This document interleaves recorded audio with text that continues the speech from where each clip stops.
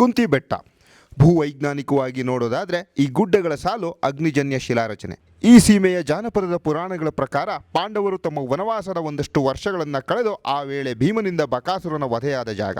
ಹೀಗೆ ಕಡಿದಾದ ಆರಂಭಿಕ ಹೆಜ್ಜೆಗಳನ್ನು ಹಾಕಿ ಪೂರ್ವಾಭಿಮುಖವಾಗಿ ಚಾರಣ ಹೊರಟು ಆ ಬಂಡೆಗಳ ಗುಚ್ಛವನ್ನು ಹಾದು ಮೇಲೇರುತ್ತಾ ಹೋದಂತೆ ಹಳೆ ಶಿಲಾಯುಗ ಕಾಲದಲ್ಲಿ ಮಾನವರು ಇಲ್ಲಿ ವಾಸವಿದ್ದ ಬಗ್ಗೆ ಓದಿ ತಿಳಿದುಕೊಂಡಿದ್ದು ನೆನಪಾಗಿದ್ದಲ್ಲದೆ ಮನುಕುಲ ವಿಕಸನದ ಸುವರ್ಣ ಯುಗಗಳಿಗೆ ಸಾಕ್ಷಿಯಾದ ನಮ್ಮ ಮಂಡ್ಯ ಜಿಲ್ಲೆಯ ಈ ಭೂಪ್ರದೇಶದಲ್ಲಿ ಗಂಗರ ಕಾಲದಲ್ಲಿ ಜೈನ ಧರ್ಮದ ಉನ್ನತಿ ಹಾಗೂ ಅವನತಿಗಳು, ವೈಷ್ಣವ ಪಂಥದ ಆಗಮನ, ಹಾಗೆ ಬ್ರಿಟಿಷರ ವಿರುದ್ಧದ ಹೈದರು ಮತ್ತು ಟಿಪ್ಪುವಿನ ಕದನಗಳಿಗೆ ಈ ಕಲ್ಲುಗಳು ಸಾಕ್ಷಿಯಾಗಿರೋ ವಿಚಾರದ ಮಂಥನ ಮಾಡ್ತಾ 9ನೇ ತರಗತಿ ಓದ್ತಿರೋ ಯಶವಂತನ ನೇತೃತ್ವದಲ್ಲಿ 1 ಗಂಟೆಯಷ್ಟು ಮಧ್ಯಮ ಕಾಠಿಣ್ಯತೆಯ ಚಾರಣ ಪಥವನ್ನು ಹಿಡಿದು ಒನಕೆಗುಡ್ಡೆಯ ನೆತ್ತಿಯ ಮೇಲೆ ನಿಂತು ಸುತ್ತಲಿನ ಆ ಕೃಷಿಕ ಪರಿಸರದ ದೃಶ್ಯ ಸಿರಿಯನ್ನು ಆಸ್ವಾದಿಸುತ್ತಾ ಆ ಚಳಿಗೆ ಅಲ್ಲೇ ಒಸಿ ಹೊತ್ತು ಬಿಸಿಲಿಗೆ ಮೈಯೊಡ್ಡಿ ಕುಳಿತು ಒಲ್ಲದ ಮನಸ್ಸಿನಿಂದ ಆಮೇಲೆ ಒಸಿ ಹೊತ್ತಾದ್ಮೇಲೆ ಕೆಳಗಿಳಿದು ಬಂದೆ.